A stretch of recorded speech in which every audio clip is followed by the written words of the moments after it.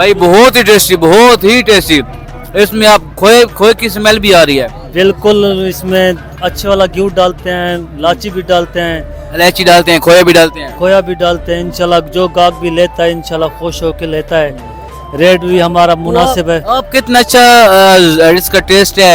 आप खुद भी इसको बेचते हैं 8-10 सालों से, तो आप क्यों ना इसको कोई अच्छी सी दुकान बनाएं और लोगों को खिलाएं। बस हमारे छोटे छोटे बच्चे हैं, हमारे पास इतना पैसा नहीं है जो हम दुकान बनाए। इतनी इन्वेस्टमेंट नहीं है ना। बिल्कुल बिल्कुल। तो जो शादी ब्याह पे या खत्म खराज पे लोग आपको बुलाते हैं तो आप बना के देते हैं।